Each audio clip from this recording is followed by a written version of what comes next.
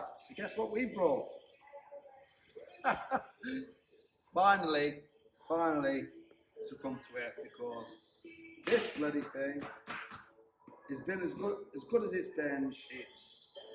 I've got battery, what's the word, Kerry? Anxiety. Battery anxiety all the time, so I'm always checking, forever checking. As you know, previous videos you've seen, constantly checking on the app, on the Victron shunt, to make sure that we're not going below 50% at least. So I've just bit the bullet. We both bit the bullet, and we brought a lithium 110 amp hour battery. If you come a bit closer, you can see they're exactly the same size. They're literally exactly the same size, but the weight difference is just at least half. It's absolutely. I've not actually weighed it on any scales because we've not got any scales here, but you can physically feel how lighter they are. So what I'm going to do, obviously now, we're going to bin this off, bin the AGM off. We're going to fit the leisure battery. We're going to get it fully charged, and we'll see how it is. I'll just show you as well what I've done. Bearing in mind, this wiring is like spaghetti junction. This is not my wiring, by the way. This is wiring, Camper King wiring. I fitted the MPPT, so that's all my neatness. This under here, which is hidden behind the battery, hidden behind all these cabinets. You have to literally unscrew all those screws there, and some of them are really awkward. It's a really bad design. If you've ever got to change your leisure battery, it's the right job and a half. So look, I've had to unscrew all these panels, all the cupboards, everything, just to even get to the leisure battery. So that's the other reason why we've gone for lithium, because once this battery's in, I do not want to be taking this off again. I really do not want to be stripping all this off, because it's just a nightmare. I'm in the motor trade, and it's just effort. For changing a battery, it's ridiculous. So that, hopefully that's going to go in there. It fits exactly the same because it's the same size. I'm going to neaten all this wiring up, by the way. I'm going to make it all look neat, because they've just done it like that because it's behind all the panels, so you ain't got to worry about it. But for me, it's just it's a nightmare. So I would not do that. It'd be a lot neater, and I'm going to neaten it up. I have fitted this shunt here. That's been fitted for quite a while, actually. I had to strip it all out. That's how I found out that the battery was a nightmare to change. And I really struggled because I was trying to get my arm through a small, tiny little gap, which I'll show you when all these cupboard space is back on.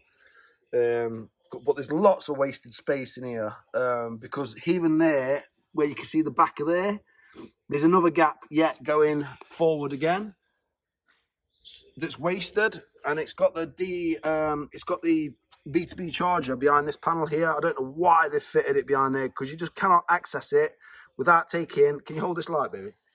Yeah. You cannot access the B2B without taking this back panel off. This back panel here has got to be unscrewed, and the B2B is facing that way, it's bolted to the other side of this. You just can't get to it. What a stupid idea. If you've got to ever replace that, or you need to mess around with the settings, you can't even get to it. Stupid. But they've put that there. You've put the 240 charger there, which is dead easy to get to, where you don't have to do any settings. I don't know why they've done that. They should have put the B2B here, and they should have spun that round the other way. There must be some reason why they've done it, but I don't understand why. So yeah, so we've got the MPPT. We've got the shunt down there. I'm just going to fit the battery in, and I'm going to. I've also ran some wiring, because we're going to have a new light out here on the the pop top, like a Bluetooth switching one, so we can use Siri to turn the lights on and off. Because in the middle of the night, in the middle of nowhere, you can't see a thing. I'm going to fit a light, but that'll be in another video. But I've ran, while we've got all the battery tray off, we've got the access to the battery, I've run the wiring in for that. I've put the fuse there. So there's a fuse for it. I'm going to tidy the wiring up, don't worry. That's the fuse, going to be the fuse for it. I've run it up, over, through here, underneath here, all the way along, because I don't want to drill no holes in the van. So that's 2019 plate van. We're not drilling holes in the bodywork. So I've come in and I've come through this grommet here. Really, I've pushed through so it's tight so it will never leak. I've just pushed a number 1 Phillips screwdriver through it and then ran the wire through. And then I've got the wiring all here ready to go. All ready to run underneath the pop top and out through there. But I'll show you that in a probably either in this video or it will be in a separate video itself. But anyway, I'm going to just put all this stuff back together and then I'll come back to you when the battery's in and we'll see how it's performing. Right, so I've now put that shelving back in, as you can see. I've neatened it up inside there as best as I can. It's just a right mess, as you've seen earlier. But yeah, I've just got to get everything screwed back in. That's all screwed back in. I've got to put this front door on. This is an absolute nightmare because it's awkward, because all the brackets are on the inside there and it's just dead awkward to get in with a screwdriver, and there's loads of them. So yeah, so I'm going to get that all back together and then we'll be about done. Right, okay, she's all back together. The front door's on in my shed. I've got my shed back, but this is what I'm saying. Look how awkward it is when the door's on to get to anything. All these brackets all the way up here inside. An absolute nightmare to try and get to. But anyway, it's all done now. Don't worry about that nut. I've used a new nut. So it's all back together. All that's left to do now is set it all up on the app, get the battery all set up, get it fully charged, and we're sorted. And I'm hoping I'm never going to have to take this out ever again. Well, for at least 10 years anyway.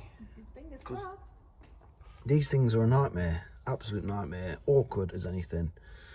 So anyway, that's that job done. And I've got my wiring for my light, which is there, wiring, which is going to go through there. It's got, well, you can see it better now a lot. See, through that little gator there. I'd rather go through a bit of rubber gator than drill another hole in the van. So anyway, that's going to run up over under here along the inside of along the inside of the pop top, and then there's going to be a light fitted just here, a LED light, which then hello. Which then can be operated. She's just doing some editing in the garage in the van. So then we can just turn it on with Siri, which I think is quite good. I do like my gadgets, as you noticed. But anyway, I think that's it for now.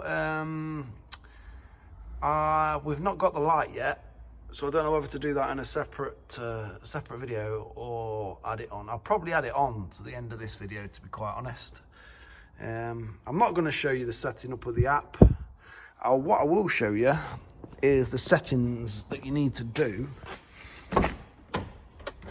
These are the settings. If you buy this battery from Oak Tree in Nottingham, because we're from Nottingham, our garage is in Ilkeston, so literally Oak Tree Motorhomes is 5-minute drive down the road. So that's the reason I brought the battery from them, because if anything goes wrong with it, I'm like 5 minutes away to go and take it back if need be. But we'll see how it goes. I'll let you know how the battery goes on. But if you want to put your settings in for the shunt, for the smart shunt, there's all the different settings there. That is from from the place I brought it from, which is Oak Tree. It is Eco Tree batteries. You can get them from elsewhere, and to be quite honest, I did do a little Google search on them, and you can get them a little bit cheaper than what I paid. We paid $749. There's another chart, look, of all the percentages if you want to make a note of all that.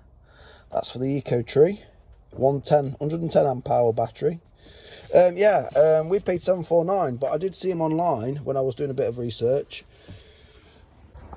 Excuse the hair.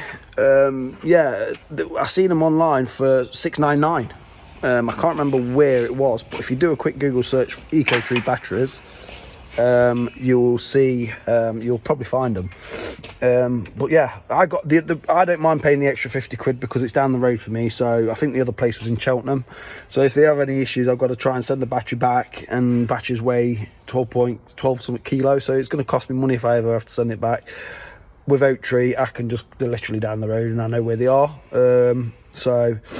So yeah, and I will probably do a review on the battery when we've actually used it, and to see how good it actually is compared to the old AGM battery that we had in. I know that battery wasn't the healthiest of batteries. So that being said, you know, we'll be able to judge it on the battery on this lithium one. See how good this lithium one is. Fingers crossed it's going to be amazing. I'm hoping we ain't got to worry. I've never had to worry about battery or power consumption ever again now. We've got, like I say, 200 watts of solar, which I think will be quite enough. I mean, even in the winter now, I know we don't get much solar, but we've got the benefit of being able to use 90% of the lithium battery. So we could probably be sat for 2 or 3 days, not even have to worry about driving. To get the batteries re-energized and charged back up.